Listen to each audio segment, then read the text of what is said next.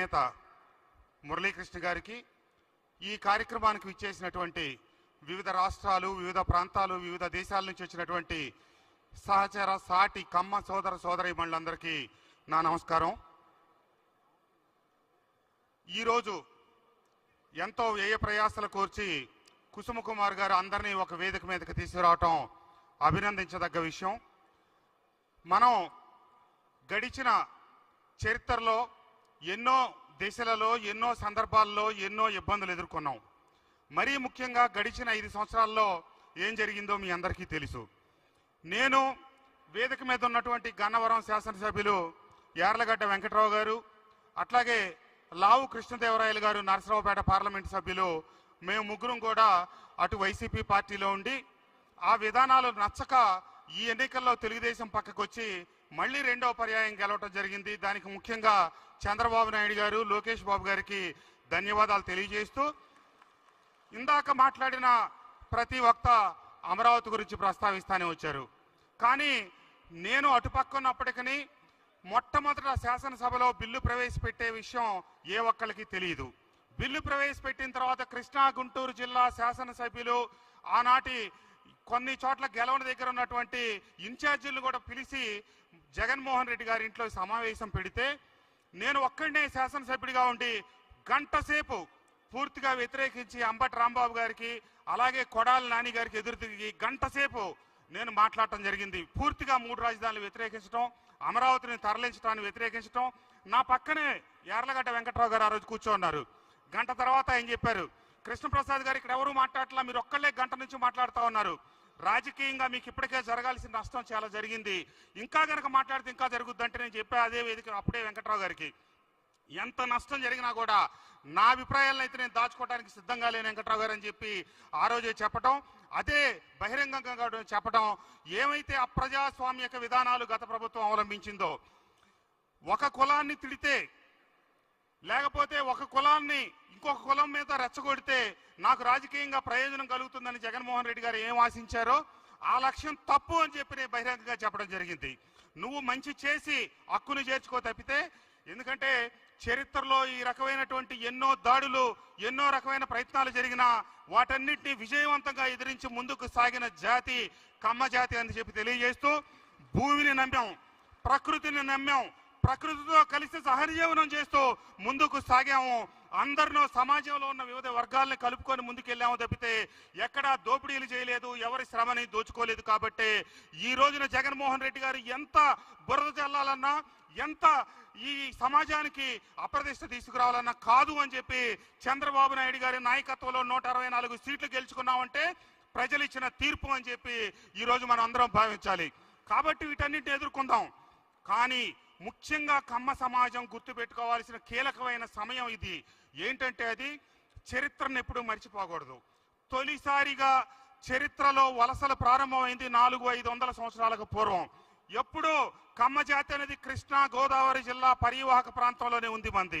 కానీ తొలి వలసలు ప్రారంభమైనప్పుడు, ముస్లిం దండయాత్ర జరిగినప్పుడు ఆ రోజు మన వాళ్ళు తమిళనాడుకి వెళ్ళారు, లేకపోతే కర్ణాటకలకు వెళ్ళారు, మెల్లిమెల్లిగా చిత్తూరు, నెల్లూరు జిల్లాలకు కూడా వెళ్ళారు కృష్ణా గోదావరి పరివాహక ప్రాంతాన్ని వదిలిపెట్టి. కానీ ఎప్పుడో 400-500 సంవత్సరాల క్రితం తమిళనాడు కోయంబత్తూరు ప్రాంతాలకు వెళ్ళి వ్యాపార రాజకీయ రంగాల్లో స్థిరపడి ఎంతో ఉన్నతంగా ఎదిగినప్పటికీ మన మూలాలు మర్చిపోలా, జాతి సంకరం కానివ్వాల, అక్కడ ఉన్నటువంటి తోటి సాటి సామాజిక వర్గాల్ని ఎదుర్కొంటూ ఎంతో బలమైన భాషా దురాభిమానం అనుకోవాలో, భాషాభిమానం అనుకోవాలో, తమిళులకు ఉన్నటువంటి ఆ భాషాభిమానాన్ని తట్టుకొని కూడా ఈ రోజుకు కూడా అభివృద్ధి చెందని తెలుగుని 500 సంవత్సరాల పూర్వం మన తెలుగు వాళ్ళు ఏమైతే మాట్లాడే వాడుక భాష ఉందో ఈ రోజున మనం మజ్జిగ అంటా ఉన్నాం, ఆ రోజు చల్ల అనేది అదే చల్లని మాట్లాడుతూ ఉన్నారు.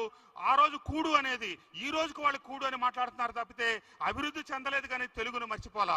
కాబట్టి మనం గుర్తుంచుకోవాల్సింది ఏంటంటే, ఆ రోజు రాజుల దండయాత్రలకి వలసలు మొదలైతే తర్వాత కాలంలో మనం నీటిని నమ్ముకొని నిన్న రేవంత్ రెడ్డి గారు చెప్పినట్టు పరివాహక ప్రాంతాలకు వలస వెళ్ళాం. తర్వాత ఎన్టీ రామారావు గారి పుణ్యం అంట హైదరాబాద్కు వలసలు పెరిగినాయి. తర్వాత చంద్రబాబు నాయుడు గారి పుణ్యం అంట ప్రపంచ దేశాలన్నిటికీ వలస ప్రారంభించాం. ఈ రోజున మన మూలాలున్న ఆంధ్రప్రదేశ్ కంటే కర్ణాటకలో ఎక్కువ ఉన్నారు, తమిళనాడులో ఎక్కువ ఉన్నారు, అమెరికాలో ఎక్కువ అవుతా ఉన్నారు మన జనాభా. కానీ దురదృష్టకరమైన విషయం ఏంటంటే అమెరికాకి వెళుతున్నటువంటి తెలుగు వాళ్ళు భాషను మర్చిపోతే బంధం పోతా ఉంది. భాష ఉన్నంత వరకే మన బంధం. మన అన్న ఎన్టీ రామారావు గారు చెప్పిన తెలుగు ప్రాముఖ్యతను గురించి, ఈనాటి వెంకయ్య నాయుడు గారు చెప్తా ఉన్న, లేదా మన దివంగత రామోజీరావు గారు చెప్పిన భాషే మనకి బంధం. భాషను మర్చిపోయినాడు మన బిడ్డలు. అక్కడ మీరందరూ, ఎందుకంటే వ్యవసాయం మీద ఆధారపడిన కులం కమ్మ కులం. కానీ మారిన పరిస్థితులు, దేశ పరిస్థితులు, అభివృద్ధి చెందుతున్నటువంటి పరిస్థితుల్లో మనం ఈరోజు వ్యవసాయం మీద ఆధారపడడం తగ్గింది. గ్రామాల్లో ఒకప్పుడు కళకళలాడినటువంటి మన పల్లెలు, మన ఇళ్ళు, మన సావిళ్ళు అవన్నీ కూడా ఈరోజు పల్లెలకు వెళ్తా ఉంటే వెలవెలపోతా ఉన్నాయి. వచ్చే 20-25 సంవత్సరాల్లో పల్లెల్లో మన జనాభా నిష్పత్తి కేవలం 1-2% చేరే అవకాశం ఉంది. ప్రధానమైనటువంటి ఈరోజు కేజీఎఫ్ సమావేశం పెట్టుకోవాలంటే హైదరాబాద్ వేదిక అయింది, కానీ మన గుంటూరు, విజయవాడ వేదిక కాని పరిస్థితి. ఇంకొక 25 సంవత్సరాల తర్వాత మనం వేదిక పెట్టుకోవాలంటే ఇక హైదరాబాద్ కానీ అమెరికా కానీ అవుతుంది. అమెరికాలో ఉన్నటువంటి తెలుగు కమ్మ వారందరూ కూడా గుర్తించాల్సిన విషయం ఏంటంటే మన బిడ్డలకి ఎట్టి పరిస్థితుల్లో 20-30 సంవత్సరాల కంటే ఈరోజు పరిస్థితి మెరుగుపడింది. కానీ తప్పకుండా తెలుగు నేర్పించండి, మన మూలాలు తెలియజేయండి, మన పెద్దలు విజయాలు తెలియజేయండి అని చెప్పి తెలియజేస్తూ, నా ముందు మాట్లాడిన కొంతమంది వక్తలు చెప్పారు, కొంతమంది పోస్టులు ఇవ్వడానికి, పోస్టులో తీసుకోవడానికి ఇబ్బంది పడతా ఉన్నారని. ఇబ్బంది పడిన దశలో, ఇబ్బంది పడిన సందర్భంలో గత ప్రభుత్వ హయాంలో కమ్మ అధికారులు కావాలని ఏరి తీర్చి పక్కన పెడితే ఆ రోజు తప్పకుండా మేము అవకాశం కల్పించాం.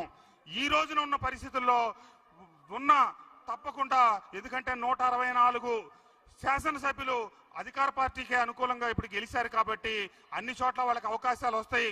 తప్పకుండా అవకాశాలు కల్పిస్తామని చెప్పి తెలియజేస్తూ, అందరూ ఐక్యంగా ఉండాలని, మనం ఎదుగుతున్న సమాజం కాబట్టి అద్దాల గదిలో ఉంటే రాళ్ల దెబ్బలు తప్పవు కాబట్టి అందరినీ కలుపుకుంటూ, అన్ని సమాజాలని కలుపుకుంటూ, ఒకనాటి మన పెద్దలు సమాజంలో ఉన్న భిన్న సామాజిక వర్గాలతో కలిసి ముందుకు సాగాం కాబట్టి అదే ఐక్యతతో మనం ముందుకు సాగాలని. మన సమాజంలో అసమానత్వం ఎక్కువ ఉంది.